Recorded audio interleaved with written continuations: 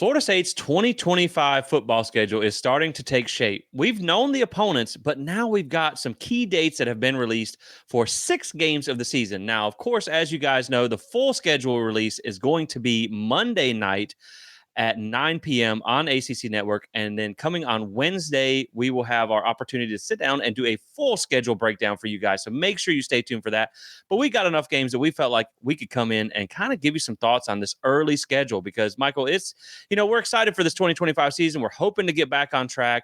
And now we know how the first month of the season is going to shape up for Florida State. So excited to get into this one. We got a couple other things to talk about. What in the ACC is going on with this championship game talk we got to talk about too. And then some thoughts on some way too early top 25 rankings that we saw for 2025 and a few other thoughts. So excited to get into this one. And how are you, my friend? I'm good, Jesse. I'm good. Yeah, I mean, it just feels like, we just had the national championship, about a week ago, and now we're talking about 2025. I'm looking forward to it because Florida State's got to get off the schneid. We got to get back into the national conversation, and this is the beginning of it. What does the schedule look like? How's it going to shape up? A lot of the season can be determined about where the games are placed in the season, where the buys are placed. And so, yeah, we're going to do a little sneak preview here, and then we're going to really get into it next week. Yeah, I agree because even when you come into the season, way before the season, you knew the opponent. So you knew like, okay, Right. this team's going to be hard. That's going to be hard. You knew home or away, but sometimes the way it shakes out, the order of operations, if I may, really kind of can change things. And That's so we right. got some interesting things to talk about here. Obviously, like you said, 2024 is done. It is buried, just like Tallahassee was buried under snow, Michael. How Oh, crazy man. was that? So hopefully all of Wow. you guys in Florida are staying warm. And who would have ever thought, Michael, the state of Florida would get a blizzard before Miami could win an ACC championship. So Of course. Of so course. that is very interesting. Record-setting stuff. And if you saw on the Doak live cam, someone wrote a very inspiring message to our friends down there in Gainesville as well. So They it's been sure did. I loved it. it's been a fun week. Little FUF there in Tallahassee. So it's been a fun week. But let's get into this schedule release, man. Obviously, we knew the first game, Alabama. That was one that we've Yeah. known for a long time. We knew the date, we knew the location and all that stuff. So that's no surprise there. But we'll still share a few thoughts on it. Obviously, you come in here August 31st inside Doak Campbell Stadium. Hopefully should be on schedule, done Doak Campbell Stadium, which your capacity should be back around 70,000. So at least we'll have that. At least we'll be back to a normal stadium atmosphere here. And this is a big one, man. But you look at Alabama coming into this season, they got a lot of question marks themselves. That's Florida right. State is going to be this is a massive measuring stick coming into the That's right. season. That's I right. mean, the truth of the matter is with the way the playoffs shake up and shake out now and the automatic bids and things like that, as sad as it is to say, because you want to win every game at Florida State, the That's right. standard is not to just win your ACC games. But truthfully, if you were to lose this game, you could still make it in the playoffs if that's your goal, right? And of course, it is for Right. them. I don't know that we're predicting us to make the playoffs this year, but it doesn't kill your whole season to lose this game. Correct. But man, if you could win it, what a shot across the bow Ooh. that Florida State is back. And that's regardless of what Bama did last year. Now, of course, Bama finished 9-4 last year, one of the worst seasons they've had in quite some time, but that's still a really good Alabama team. They beat Wisconsin 42-10. They beat Georgia at home. They beat Missouri 34-0. So, it's still a dangerous team. But when I look at Alabama, they lost 2 of their last 3 games to end last season. They were 2-4 outside of Bryant-Denny, counting the neutral site game for the bowl against Michigan. They could have very easily lost a 5th game against South Carolina had South Carolina not fumbled the bag multiple times at the end of that game. But still a top 25 scoring offense, top 10 scoring defense. So it's still a very good team. Obviously, this is going to be the first game of the season. And when you look at Alabama, we got a new quarterback coming in too, but so do they. So did they. Jalen Milroe is gone, and Jalen Milroe was a really big part of that offense. None of their backups have played more than 75 snaps in 2024. When you look at these games, man, Bama's got some questions to answer here themselves as they come into Doak Campbell Stadium to take on a team that really is looking to prove themselves, like you said, and get back off the snide and back into the national picture. So give me your thoughts on that Bama game. Listen, it's Alabama. I don't care how good or bad they've been. They have been the standard, at least the last, 10 or so years. Obviously, Georgia's come on a little bit. Ohio State now, obviously, champion Michigan last year as well, too. But Bama's been the standard, whether Nick Saban is there or not. They've been the standard for a while. So to be able to play them, which, by the way, Jesse, this is the first time Bama and Florida State have played 5 times. This is the first time Bama's coming to Doak Campbell Stadium in Really? the 5-year Yeah. history. Yes, they've played twice at Bama. They've played in Alabama and Birmingham, and then they played in Jacksonville, Florida, where Nick Saban's first year, Bobby Bowden beat them. And then, of course, obviously, we remember 2017, that devastating of a year.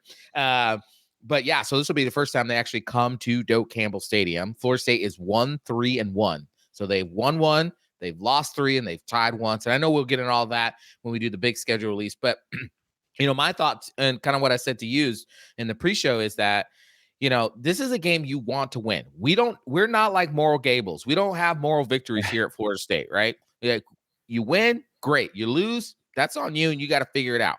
But I will say that if you were to lose, I totally agree with you. This doesn't derail your opportunity to get to the playoffs. I mean, we're not right now, at least, we're not predicting them to be a playoff team. But it doesn't derail your opportunity to get to the playoffs, especially if you go on to win the ACC championship or, you go on to have a really good season. But you cannot, if you do lose this game, what you can't do is get blown the heck out. Yes. Like, this can't be a 42-10 game. This can't be a 35-3 game. Like, at worst, you need to have scored 20 plus points in this game to feel like, okay, obviously we're not at that level, because it doesn't matter how bad Kalen DeBoer has been. They still got talent, but we're at least at a level in which we can see progress. And so I think that's going to be really important for Mike Norvell and this new coaching staff to really see what they got. And that's the one great thing about this game, is that you'll get to see what type of team you have. Oh, yeah, for sure. And I mean, it's going to be an insane atmosphere inside Doak. I can't wait just to see how things play out with having this type of marquee game here, regardless of what happened last season. But I do think this is one of those games where you come in and it's like, okay, if you win, it's great for you. If you lose, it's not good. But like you said, man, you just can't get blown out, because then it's going to be like the same old story again. I mean, this is a team that got blown out by a 6-6 Oklahoma and scored 3 points. So like, that's right. You've got to put up a fight. Now, the good thing is, I think regardless of what happens in that Alabama game, and I mean, like we said, man, if you win that game, that sends shockwaves across college football coming from last season. But the good thing is regardless of what happens in that game, you have a chance. Now, Michael, if I had like a college football genie and I could get a wish, I would move the game to East Texas A&M, who didn't, a lot of people never even heard of them before we started playing them. Used to be Texas A&M Commerce. That's right. But that's right. This is a program where you got to win this game. This is a tiny little FCS school. If I could have one wish, I would move that to week 0. And I would love to, like the Duquesne game before LSU a few years ago. I would love to have that as a tune-up game. Man, that would have been huge. I don't care how much, whatever they're paying them, double it and ask them to move it to week 0. That would have been huge. But obviously, it doesn't look like that's going to happen. So I think the good thing is, knowing that you're not going to get that as a tune-up game, you have a chance to, if you lose, immediately recover from that game. That's right. Also, if you win the Bama game, you don't really have to worry about an emotional hangover the next week. Right. Like, regardless of what happens, this is a very winnable game. I mean, again, a 3-9 FCS team from a year ago. And, I was just trying to do some quick background research on them. Like, they lost 45-14 to San Diego State. And so they started 0-5. 2 of their 3 wins last year were by a combined 6 points. So, I mean, you should absolutely crush these guys. So, there's not a whole lot to say about that East Texas A&M game, but if it's not a tune-up game, I like the location of where it's at, because, like I said, whether you're coming off an emotional win or an emotional loss, you got a chance to immediately bounce back into the win column in a game that you should also get to explore some of your depth chart in too. So, depending on, because you're going to have a lot of new pieces too, and they're going to have to be all hands on deck for that first game, but this will be one you get a chance to kind of see what you got going forward the rest of the season. No, I absolutely agree. I totally agree. I would have loved for this to have been a week zero game. We have seen in Florida State's history, especially under Mike Norvell, when they get that week zero game, it gives them a little bit of a ability to kind of work out whatever early kinks there are in the offense and the defense, and then go into a big game. I mean, let's be real. They probably don't win that LSU game in 22 without that Duquesne game first, right? We Yeah. saw what happened when LSU came into that game, and they got down big and then obviously worked their way back. But I think Florida State wins that game because they already had a game under their belt to get them going, to figure out how they were going to leverage Jordan Travis, how they were going to use Johnny Wilson in that season and whatnot. Now, then last year, or I'm sorry, in 23, they didn't have a week zero game, but they had LSU right at the top, and they were already such a juggernaut that they were going to blow out LSU anyways, because that's what we Right. do against LSU. But I really felt like if they could have had a week zero game last year, I wonder if maybe a part of the season goes a little bit differently. I'm not saying it would have gone majorly differently, but I wonder if instead of flying to Ireland to play Georgia Tech, if we played a Duquesne-like team week Yeah. one and then played a Georgia Tech in Ireland like that, would that have been a little bit different? And so I would have liked Texas A&M to be up there, but you know what? Regardless of the fact, they're going to come off that Alabama game, win or lose, and then they'll have the game to really kind of get into the fix whatever problems they had against Alabama if they whatever showed up there. And again, they've never played East Tennessee or East Texas. I keep wanting to say East Tennessee, Yeah. East Texas A&M. So it'll be the first time, like you said, it's a 3-9 FCS team. It should be a no brainer.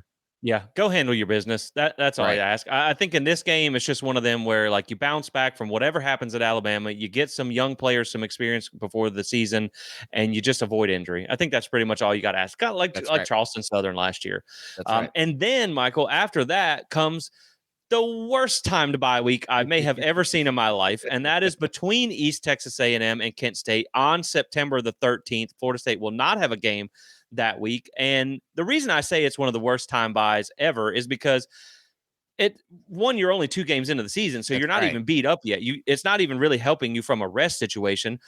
You don't really get, and I know sometimes there's the rest versus rust conversation, and does a bye week really help you to have extra time to prepare for people and all that stuff? It didn't really help us a lot last year on our bye weeks there, but you get an extra week to prepare for Kent State. I mean, that's just Right. a Like, waste. Like, you could have put that bye week after Kent State. I would have felt right. a lot better about that.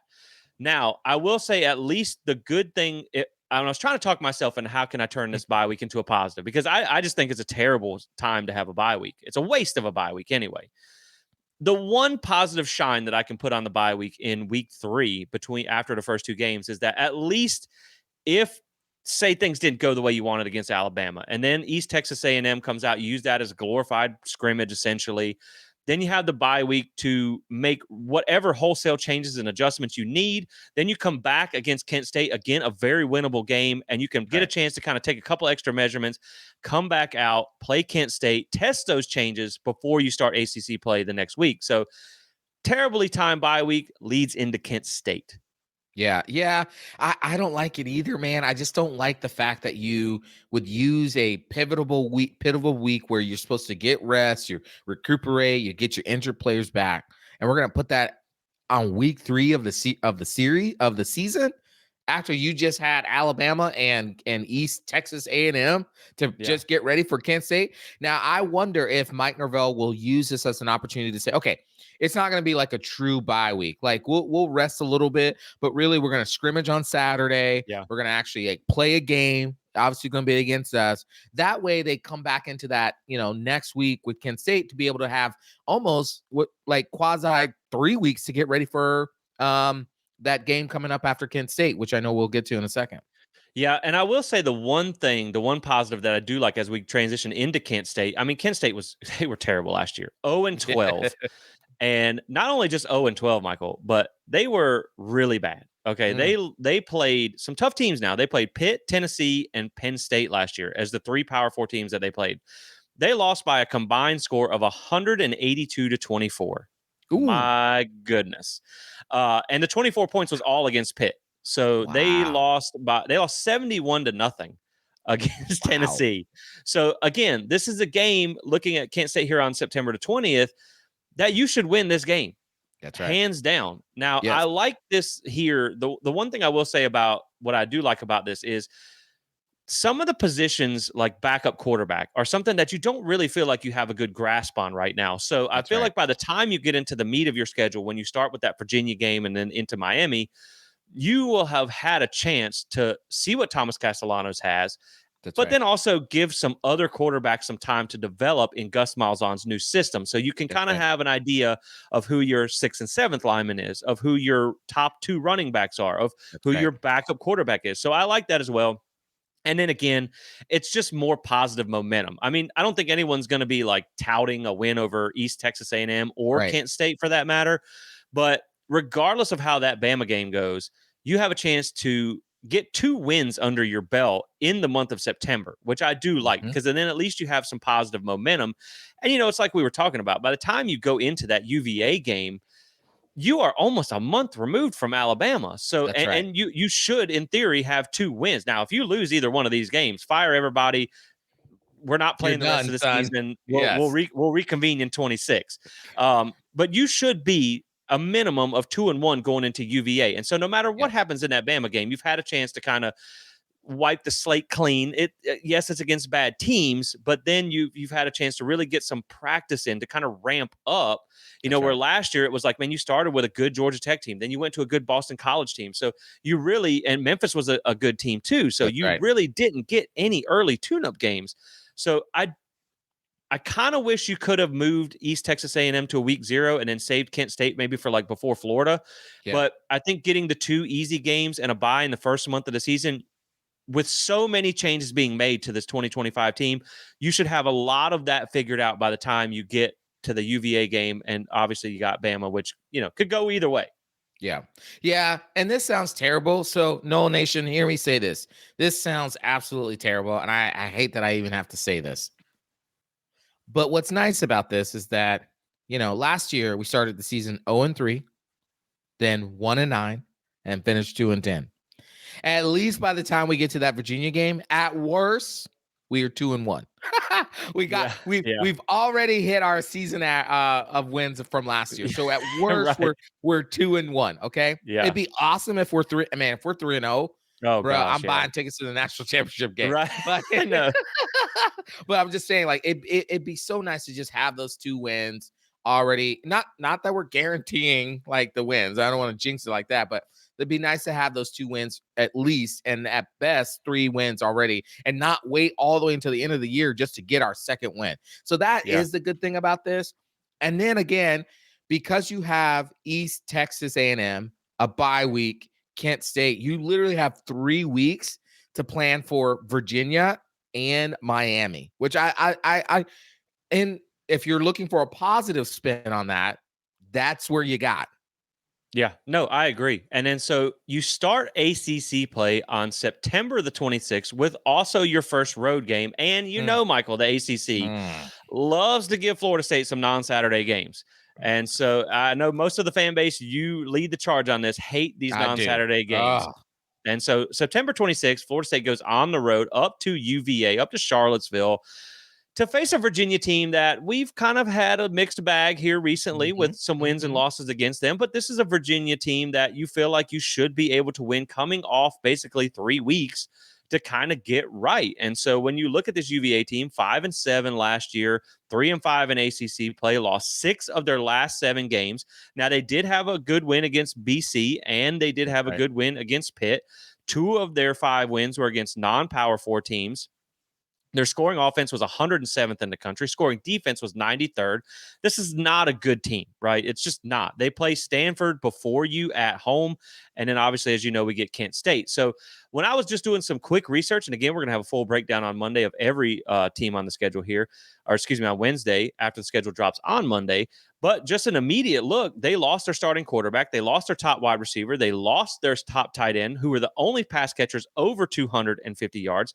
They lost their top running back. Their quarterback was their leading rusher. He's gone. They lost their starting center, their top tackler, and their top 2 in TFL. So Virginia is another team that has a lot of questions to answer in their Yep. own right, and they're going to Yep. be early in the season as well. And I mean, Virginia is one of those teams, like, you're going to share with us in a second about the way the record has been. They can sneak up and beat you if you That's don't right. take them seriously. You can't just roll the helmet out there. But I was looking it up, man. They have had 5 winning seasons in the last 20 years. Ooh, wow. This Jeez is Louise. this is not a good program, right? So you No, should beat them. Now, they did almost upset Louisville last year, that's and they right. played Notre Dame way closer than you did. So you can't sleep on them. It's on the road. But again, man, I feel like this is one with the momentum that you're going to get from getting, hopefully, being a minimum of 2-1 to 3-0. You should That's be able right. to go up there on the road and start ACC playoff with a win, with a Friday game. Probably, I'm assuming right now that it's going to be a Friday night game. That's Yeah, usually why they do these. So it would be a Friday night game against UVA before you come back to face Miami. So, man, I mean, at this point, like with this UVA game, you feel like if you can go up there, and this is one of those games when you talk about 2025, right? There's a handful of games that you should win. Then there's a handful of coin flip games. And then there's a couple of games that you should lose that's that right. maybe you need to pull an upset in Right. one of it. The Bama, Clemson, Miami, Florida. Like maybe you go 1-3, 2-2, or better in those games. If things go break your way. Right. This is one of those games that you should win at Yeah. UVA. And so you have the potential to go into that Miami game 3-1, which would be great, or potentially 4-0. I don't Yes. think you can go into that. I don't think you can go into Miami any less than that, or this is already going off the rails early. Yeah, absolutely agree. I mean, it's interesting with Virginia. When Florida State first entered the ACC, they played 15 straight years, and then of course the ACC expanded, and then now basically they've played Virginia almost every 4 to 5 years. And since 2004, Florida State is 4-3, and we'll get into a lot more of this stuff when we do the full breakdown. But Florida State's 4-3 since 2004 against Virginia, and Florida State has actually owns a 1-game losing streak to Virginia. They played Virginia in 2019, 19. That was the Willie Taggart era, and they lost at Charlottesville. I remember that game. I watched it 31-24, and I was ready to fire Willie Taggart right after that game. I know everybody waited till Miami. I was ready to fire him after Virginia Tech, but that's a whole nother story. Florida State's 15-4 lifetime against them. They own a 6-3 road record against Virginia. Now, I said all that stuff I'll say about Virginia. They're a terrible team. Florida State should win. My bone to pick is with the ACC. Why in the world do we always get these crazy voodoo magical? They kicked field goal off the Empire State Building and somehow it went through game like these. We always get these games. Yeah. And Florida State always plays their worst games like on these games. I am so sick and tired of this. Why can't we host a Friday game? I know there's I remember one time hearing about like students or city. I don't really know what it is. I'm so sick and tired of these games. This is a game for State. Mike, you got to win this game. You cannot lose this game. You cannot lose this game. Yeah, I know we had Florida on Friday night a couple years ago, but you're right. I mean, hey, look, at least if we're going to play a non-Saturday game, it's not in Raleigh because my That's true. goodness, which Ooh, we don't know the rest of gosh. the schedule yet. So that'll probably be a Thursday night game, and we'll just pencil that as an L and move Exactly. on because that place is the house of horrors. But no, I agree. I do think this UVA game, man, I think this is a can't lose game, and I hate to Yeah, use that I term agree. sometimes. I agree, But though. I do think this is a can't lose game because if you go on the road and you lose to UVA, a team that's not great, and then you've got to back that up. Say you lost to Right. Bama already, Oof. and then you got Miami coming the week after. Oof. This is a can't lose game. You have to win this Virginia game. So they got to figure out how to go up there and get a win on the road. So obviously, no matter what happens there, that's going to lead into the big one. And typically we don't get Miami this early, but it's early this year. We have Miami Early. on October 4th inside Doak Campbell Stadium. So obviously this is going to be huge, man. This is a big one for us. 10-3 last year. Lots of new faces. As if you listen to our last episode, go check it out. We did some offseason intel on Miami. They, of course, brought in Carson Beck, but they lost basically all of their offensive production. They bring in a new defensive coordinator. They're going to be starting over a lot themselves. So for me, I know they're going to be a few games into this, but I do feel better that you get them earlier in the season so they don't have as much time to get in rhythm with the pieces that they're bringing in. Now, they do have, I was looking it up earlier, they have a bye week before they face Florida State, but they will be coming off of that game against Florida. down in Hard Rock. So they got a couple challenges early on. Obviously, they opened with Notre Dame, and then they got Florida Right. before us. So, man, they got a couple of tough games under their belt. So we'll see what their record is coming into this one. But this is a huge game, too. I mean, if you could somehow, some way get to where you have only lost one game or none in these first 5 games, man, you have set yourself up for a run on the rest of the season. And so Absolutely. obviously the Miami one is just a huge game, man. Yeah, this is one that you always want to win regardless of how your season goes, but it's early in the year. And so Yeah. you get them at your place. They got a lot to replace. You got a lot to replace. And man, I'm excited for this one. I really am. I think Florida State has a better chance than people think against Miami, but man, you're gonna have to bring it. Yeah. I mean, listen, Florida State had, I mean, I know I say this and it feels like tongue in cheek, but I actually thought Florida State could have beat Miami this season. If you look at the game, I really thought Florida State could have done it. If they could have got their, butts out or heads out of their butts and like figured out this offense, they could have beat Miami. So I'm not gonna say, oh, Miami is this juggernaut that we're years apart. Mario has recruited well, but you've seen what Mario's recruiting and coaching acumen do when you put those together. They can't Yeah. win a championship. I mean, dadgummit, it snowed in Florida before Miami won a Right. ACC championship. That's ridiculous, right? So Florida State can beat Miami. I still believe that. I don't think the gap is that far. I think it's like very little. Okay. Now the thing is, I like where this game is placed because this reminds me of when the Miami Florida State rivals when I was a kid back in the 90s. This was always around the time where you would see, that first or second week in October, you'd see Miami come up. And that way you kind of knew where your season was headed as you Yeah. would get into that Miami game. This is also a can't lose game. I know it feels crazy to say that, but this can't lose, Mike. You're 3-2 against Miami. You can't go 3-3, bro. I know Bobby Bowden had a losing record against Miami. Jimbo didn't. Willie did. You can't. Can't have it happen, man. Yeah, I mean, it's going to be a tough ask to get this win, but I mean, I almost agree because you also have to go to the Swamp against what That's looks right. to be a good Florida team later That's in the right. season, which is the last game, obviously, that we have the known date for here on November 29th to end your season, which is, always you can set your watch to that one. Yeah. But that's going to be a tough one to win, and you don't want to lose to both rivals 2 years in a row. You just don't want That's that to right. happen. So that's going to be huge. But when you step back and you look at what we know so far of the schedule overall, and again, there's a lot to left to put these pieces into the puzzle of where things are going to shake out because you still have Virginia Tech in there, you still have NC State, Wake Forest, you got a lot of these other games that got to be put in there. I will think, when's the other bye week coming? That's one of the biggest Yeah. questions that That's I a good have for one. Monday night. I think for me, I think it's going to be somewhere around that Stanford game because Yeah. the ACC did talk about this last year at ACC Media Days about how they're going to handle these West Coast trips. And so anytime you have to go out that far, they try and give you a bye week or a non-Saturday game close to that. So you have that extra time, that extra layover. So your bye week's going to come somewhere around that Stanford game, which kind of tells you if you already have a bye week this early in the season, I think that's going to come later in the Yeah. season. So we'll have to see when that comes out.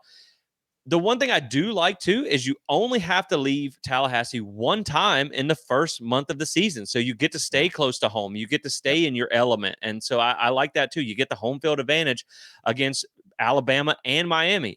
But with that said, that also means now obviously you're gonna have a bye week in here somewhere because you're not gonna play you're not gonna play all the games throughout the rest of the season. You're gonna have a bye week, but that means you're only gonna have 3 home games in the final 8 weeks. So you're Yeah. going to have That's to gonna be be some difficult. road warriors late in the season. Obviously, like I said, you're going to have a bye week in there, but that means you're going to have to go to Stanford, to Florida. All these away games that you're going to have, they're going to pile up late in the season. So you're not going to have a whole lot there. The other thing that I did notice is there is no cupcake before Florida, which is something that we typically have. I don't think it's a Right. huge deal, but it's just something that you typically have as a tune-up game. Didn't help last year, but what that does tell me, though, is if you think back to last year, now, granted, we weren't in the ACC picture, but if you remember after that Notre Dame game or before the Notre Dame game last year, after North Carolina, your ACC schedule was done. So you knew if you were going to be Done. taking your trip to Charlotte or That's not. right. With your last ACC game, because we already know all your non-conference games, your last ACC game is going to be the week before Florida. So if things go the way you want, you probably won't know if you're going to be locked in for Charlotte or not until the week before Florida. So that That's means right. you're going to have to be That's right. invested later in the season. And so that's a couple of my big picture takeaways as we get ready for the rest of the schedule to drop on Monday. Yeah, I think for my big picture take, I think, your four toughest games you'd probably say is Alabama, Miami, Clemson, and Florida. It's probably Yeah. what you would say is your four toughest games, depending on how the rest of the ACC shakes out. And you get two of them at home, and you're on the road for two. And I think what I like about this is your two toughest of your four toughest games, I think, are at home.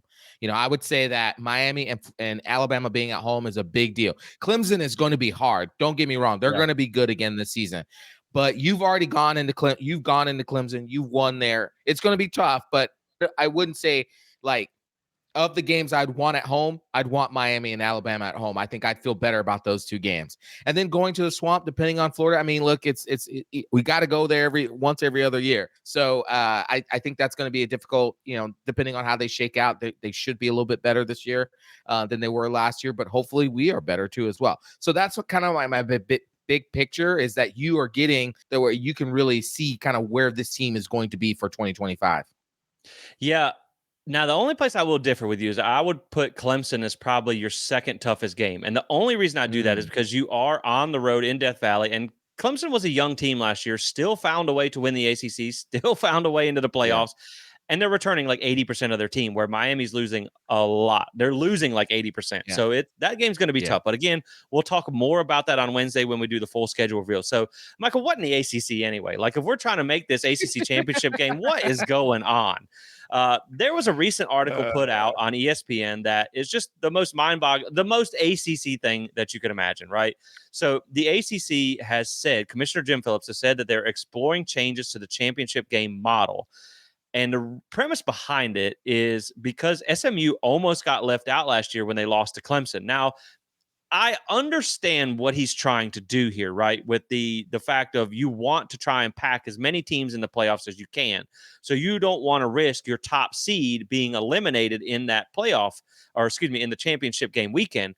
But at the same time, the reason that doesn't make sense to me is that the only reason the ACC got two teams in last year is because the lower ranked seed Clemson took the automatic qualifier bid, and SMU was still able to get in. So I get the premise behind it, but it doesn't make a lot of sense. Now, the two formats that they're exploring have been where you would take the number one regular season team and have them take a bye during the ACC championship. Then you would have the number 2 and 3 teams would play. That's just dumb to me. First off, dumb. Right. First off, when you look at last year, just like Indiana and the Big Ten, where they skipped all the good teams, other than Ohio State got their doors blown off, SMU was the number 1 team last year, and they didn't play going into the championship weekend. They didn't play the number 2, 3, or 4 team. So how can you truly crown a conference champion unless you expand the conference games and you kind of have like the Big 12 used to back in the day? Which at that point, you could almost just get rid of the championship game. But we know they're not going to do that because of money reasons. And so that, I think, is just really kind of dumb. And how do you have a conference championship game without the number 1 team in it? It's just, at this point, it's just eliminate the daggone game if you're going to do that. Now, the other one that they're going to have, I like it better, but it still doesn't make any sense. And that is a 4-team finals with 1 versus 4, 2 versus 3. First off, where are you going to cram this in? Because you're going to have to add a whole extra game, which then makes your conference play a whole extra game than the other teams are going to have to play.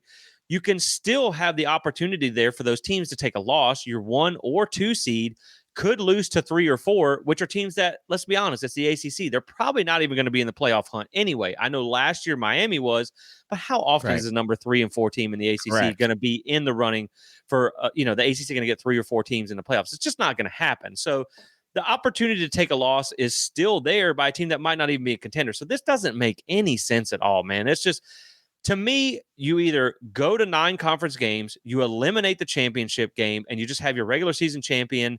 They get the automatic qualifier bid, and you get the opportunity for the rest of the teams, that their schedule and their resume is good enough, they can get in, or you just leave it alone, which is what I think they can do. Because then, and even like they said last year, they weren't really going to penalize teams that lost in that conference championship game, and they really kind of didn't. They still got in. So to me, it makes little to no sense to change this thing. Here's the thing. Jim Phillips, you this is incompetence. This is just ridiculous. Okay, there's no other conference out there talking about this. It's only the ACC and it's only Jim Phillips that would offer this most ridiculous, asinine suggestion to the conference championship. Okay, I'm gonna work backwards because I want to start with most ridiculous to whatever. This 1, 4, 2, 3, we talked about this via text message. This is the dumbest of all of them because here's the thing. The idea is that 1 versus 4, 2 versus 3 would play the final week of the regular season. Okay. So after we play Florida, let's say we were 1 of 4. After we play Florida, then we'd have to replay another ACC game again after whatever we ended up in, which means we might end up playing another team we've already played once. Now, I know that can happen in the championship game, but at least there's something on the line for that, right? Right. We'd have to end up playing that. You have to wait late into the season. Then where are you playing this game at? Is somebody got to travel for going to 1? Okay, well, guess what? They didn't plan for that in the budget. So now they're going to have to plan for more money in the budget to do that. Then, while everybody else is watching Army Navy, the ACC is over having this idiotic playoff to basically self-eliminate a bunch of people out of the playoffs. Then they're going to go and play in the ACC champion game and then do the same thing again. And by the time you get whoever your number 1 is, they're going to win, and the number 1 will get in. But the number 2 probably already has a loss or so, or maybe, and they're going to be looked at like, no, we're not putting that team in. They only got in by default of the ACC championship game because they played a dumb playoff game that nobody else wanted. Right. Sorry. And then I sound so mad. Right. But it doesn't make any sense because then what if your number 2 team like Clemson last year were to go and slip up against the number 4 ACC team, which I think was like Louisville last year? Well, now you've pretty much eliminated them. Louisville probably is not getting in with that win. No. And so now you're probably only going to get 1 team. So again, just another reason that we need to find our way out of this conference. But let's just hope that they leave it alone and leave it the way that it is. Well, and then let me just say this about the other option. The regular season champion gets a bye. First of all, this ain't basketball, ACC, Exactly. Okay? There's no such thing as a regular season conference football champion. That doesn't exist, okay? We have the conference championship games for a reason, to determine the champion on the field. Yeah, I think just leave it alone, man. Let's just keep things the way they were. Doesn't make a whole lot of sense, but it's the ACC, so what do you expect? But yeah, just leave it alone, man. And again, like you could have SMU be the regular season champion last year and didn't play the 2, 3, or 4 team, but like you might take a team this year like Florida State who has to play Miami, who has to go to Clemson, who has to play the tougher teams in the ACC, NC State and Virginia Tech, and you might have to play all these tough teams. So it would be so heavily weighted on who you played throughout the season anyway. Exactly. So, man, just leave it alone, Jim. Stop, Jim. Come on, Jim. Leave it alone, Jim. So anyway, the last thing we want to talk about here is just a quick turn our eyes to 2025, Michael. I'm excited about the season. Look, I might be one of the few. I know, we're going to be like bugs to a bug zapper, like I always say. We're going to come back and we're going to be excited because, man, when you look at this 2025 FSU team, it's a new team, man. I know what 2024 was. I know it was embarrassing. But again, you have a new quarterback, probably a new running back in there somewhere. 4 of your 5 offensive linemen are new. A new tight end, one that was a true freshman last year who was good. 2 new starting wide receivers, new D linemen, new linebackers, new coaching staff. This is a new team. And so I'm excited to get 2025 started.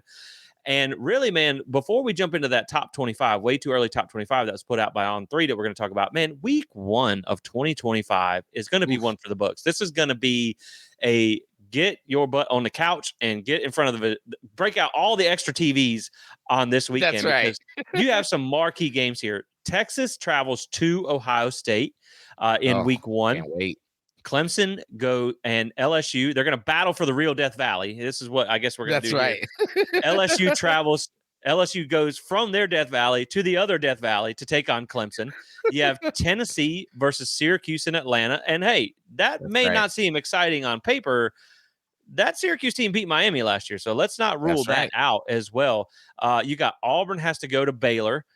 You get TCU at North Carolina. Just Bill Belichick's first game. It'll be interesting to see how that one goes. Notre Dame at Miami. That'll be a fun one to watch there. Of course, Alabama at Florida State. You got South Carolina and Virginia Tech in a neutral site game as well. Georgia Tech at Colorado. Man, there are some really, really good games. So, I mean, we are diving in head first in 2025. So it can't get here fast enough. I think we're just over 200 days, and I'm already counting it down. Yeah, I'm excited for it. Now, the question I have for you, Jesse, is if Brian Kelly loses another opening week game, he'd be Mm. 0-4 at LSU in opening week games. 0-4. You think he survives after that? I think he would be on the hot season or the hot seat. I mean, Clemson should be a good team. They were Yeah. de facto playoff, Yeah. technically a playoff Yeah. team last year. But man, if they don't compete for the SEC in a playoff bid and they lose again, I think he might be Ooch. fired. And it's Yeah. crazy to I say, really do. It's but crazy because it, he's yeah, had he's not lost more than 4 or 5 games each season. The fact that he cannot win an opening season game and he's going to be 0-4. And yes, I mean, let me be real. He has to go into Death Valley. It's very hard to win there. I mean, he has to go into South Carolina's version of Death Valley. And it's very hard to win there. But I mean, man, I don't know. 0-4. Yeesh. yeah. Yeah, it's not gonna be a good look, but there's gonna be a lot Yeah. of really good games. Like finally Notre Yes. Dame gets to start or Miami gets to start with a real team in Notre Dame. So it will be interesting, man. I can't wait. I'm already counting the days down. But let's talk about that way too early top 25 that got dropped. Now, obviously, again, way too early. There is no Way way too that you can early. start ranking teams already. Preseason rankings a month before the season are already dumb. But looking at some of these, this was put out by On3 by Andy Staples and Ari Wasserman. Obviously, you have your top 5 teams here are given with the playoff teams from last year. Then Georgia comes in at 6. Some of the surprising ones are Illinois at 7. Look, I know that they got some momentum. They had a good season. I think they bring their quarterback back for another year. So that will be an interesting there. South Carolina 8, I do find a little bit strange here. I mean, I know they ended, I think, with like 6 straight wins and they had a lot of momentum. South Carolina hasn't won anything since they were in the ACC in the 70s. Correct. So, yeah, hey, but Michael, my first takeaway when I see this is thank goodness we're not in it. Let us Oh, earn it because yeah. this is why preseason rankings don't mean anything because we were preseason number 10 last year. But Florida comes in at number 9. And so that's a lot of high expectations being put on that Florida team, being put on DJ Lagway after an 8-win season last year when most of their wins came against bad teams. So beating Ole Miss and beating LSU and then going on to win the bowl game, because I don't really think they got any credit for beating us, that has put sky high expectations Yeah. on a coach that they wanted fired last year before they That's won right. a few games. Then you have Clemson comes in at number 10 here. So already, I mean, you can look across the top 25 because we won't go through all of them, but you're already starting with Florida in the top 10. You got Clemson in the top 10 on your schedule. You also get Alabama at 14. Then you also have Miami at 21. So you have a bulk of the teams on your schedule coming into 2025 that are already in the preseason top 25. So that's what we were saying earlier when we talk about, and a couple episodes ago, I said, look, last year in 2024, every team on your schedule besides Charleston Southern was decent. Now, I think Right. Cal may have ended up with a losing record, but prior to the bowl games, every single team on Florida State's record last year, besides Charleston Southern, had a winning record. So every team was a bowl team. This year, you have a handful of really hard teams, but then the other teams on the schedule are a lot more winnable than the games that you had Yeah. last year. So, man, Yeah. you're starting with 4 teams already ranked in the top 25 or 4 or 5, whatever it was, ranked in the top 25 preseason. I know that's preseason. That's a long way to go before we can really start to That's shape right. our opinions. But yeah, man, it's an interesting take on the top 25. I'm glad that we can start outside and earn our way in. That's what I want. But yeah, man, it's kind of interesting to see some teams like Miami's sky high expectations. They're getting the Beck bump, as we've been calling That's it. right. That's right. And Florida in the top 10 too, man. A lot of expectations on those teams. Yeah, yeah, I agree. I think I think for Florida State to be able to start outside of that, there's already enough pressure on this coaching staff to win and win now. So not having that ranking, that number next to them, of course, as Florida State fans, we'd love to have that ranking. But you know what? Maybe, yeah, like you said, coming in from the outside and not having the pressure of having to live up to that ranking might be a good thing for Florida State as well. I think my issues are, and I wrote down a couple of them. Illinois was not a world beater last year. And how in the world did they go from not being a world beater last year to rank 7? Again, I know this is way too early. This is why I think preseason rankings are absolutely ridiculous and why we should Yeah, get rid of them, period. That no team should be ranked until we get to the actual ranking, college football playoff ranking, because that really is when the rankings actually kind of matter. So Illinois at 7 is ridiculous. South Carolina, I watched them. That's ridiculous. Okay, yes, Florida went 7-5 or whatever they went, whatever they eight, did. eight, They are 8-5. And for the 8 and record, 5. I didn't even know this. Illinois apparently beat South Carolina in their bowl game, 21-17 in the Citrus Bowl. That's And interesting. there you go. That's interesting. And so, okay, so Florida went 8-5. They're still not the 8th best team in the country right now. I don't know where we got that from. Did we forget about some of the other teams ahead of them? That's ridiculous. Auburn at 11, they didn't even have a Yeah, winning season. that's crazy. That's a jump. Now, here's what's interesting to me, and I think this is on Kalen DeBoer. This is a big deal. So Alabama right now, if this holds, if they're outside the top 10, they're right now 14th, and this way too early. This will be the first time, Jesse, in the last 10 plus years that Alabama's ranked outside the top 5 to That's begin the crazy. season. That's Right? crazy. And I'll So say you talk this. about, You talking about pressure? I was just about to Kalen say it. DeBoer, that's pressure. Like, we think Mike Norvell's seat is hot. Whew. Let them lose to Florida State coming off a 2-10 season in game 1. He might not make it out of that. Now, if you He win that might. Alabama game, I bet you're in the next top 25. I bet you are. Yeah. Oh, if Bama were to lose to Florida State, he might not make it to Tallahassee Airport. He might get fired on that tarmac, right? Like We can Lane hire him Kiffin as an did. analyst after the game because he ain't going to have a Exactly. job. Exactly. And then you have OU at 18, 6-6 team. Like, I mean, of course, this is SEC love. Of course, because you have 10 SEC ranked teams, you have 7 Big Ten ranked teams, you have 3 Big 12 and 4 ACC, and then of course the independent there. So of course, you know, the SEC is going to get that love. It's how it's going to be. Yeah. Again, preseason rankings are absolutely ridiculous. Yeah. No, I agree. It's just interesting to see it come out this early and to kind of see where people are gauging you at. But yeah, man, I just think, man, I'm excited to see where 2025 takes us, right? I'm excited to see us bounce. Hopefully we can bounce back. You got some tough games in there. You got some winnable games.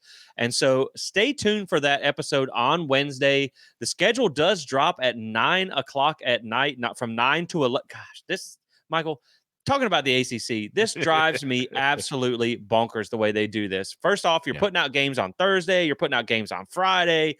Then you wait till Monday to release the rest of the schedule. I know we got West Coast teams now, which is probably why they're doing it so late, but who's staying up till 11 o'clock to watch an ACC schedule release? It's nuts the way they do this. The SEC's known their schedule for a month now. Like, can we not do this a little bit faster? But I digress. I will be at work Monday night when it drops, so I'll be working on getting the schedule graphic out. But then on Wednesday, when we have an opportunity to record, make sure you guys tune back in because we're going to go through the entire schedule game by game, give our thoughts on everyone. Who knows? Maybe we'll have some way too early win-loss predictions or something like that. We'll just have to see. Just have some fun with it. But you know, Michael, this is when things get exciting, right? This is Right. Monday when that schedule drops. This is when you start planning those yearly trips to wherever you're going, your home games, your away games, wherever you're at. This is when things start to get fun. So, man, I cannot wait for that schedule to be released on Monday. You know, I'm sitting there like I got my hand on the PTO submit button, waiting to see what days I need to take off so I can go to these games. But yeah, man, this is what I've been waiting on. This is excited. So we got 6 games that we do know about. We got the first basically month of the season locked in. And man, it's getting you know, the more you talk about it, the more it gets you excited. Like I know 2-10 happened, but man, get you excited. That's right. Absolutely. I'm excited for the season itself because it's a new, you know, you always kind of you drown out the sorrow of what last season was, and then you start to creep into like, okay, well, wonder what this could be, what this could look like. Here's the schedule starting to release, and you start to build that excitement just little by little. And again, you know, I've said it many times, I'm not going into this season saying anything great about this team. No. Until I see it against Alabama. But we will have observations. We will be able to glean some wisdom from whoever's out there that gets to watch them. And hopefully, you know, man, hopefully we get back on and playing Florida State football where the minimum is 8 games that we're winning. That's what I hope for this going into this year. Yeah, and maybe they'll surprise us. Who knows? I mean, like you said, I'm going to be excited, but I'm going to be cautious because boy, we got flamed last year for Yep, not being cautious, that's and right. I might be bugged to the bug zapper, and I might be zapped the very first game against Alabama. But hey, I'm going to go in with wide eyes and a lot of spirit and ready to That's right. watch Florida State play. So that's going to be it for this one today, guys. We appreciate you watching. Make sure again that you check back on Wednesday for that schedule breakdown. I'm also going to try and do a written article on the website as well to go along with it. So we appreciate you guys watching. Make sure that you check out. Look, they may have just dropped a schedule, but you know who's always dropping great gear? That is today's sponsor, Alumni Hall FSU. That's right. And so make sure you check those guys out in Tallahassee, 1415 Timberlane Road, or online at alumnihall.com. Navigate over to the FSU page and use code SPEAR to get 10% off. So appreciate you guys watching. Drop a like and subscribe on YouTube. A rate and review on the podcast helps us reach other Noles fans. And we'll catch you guys next week. Thanks for watching. And as always, go Noles. Go Noles.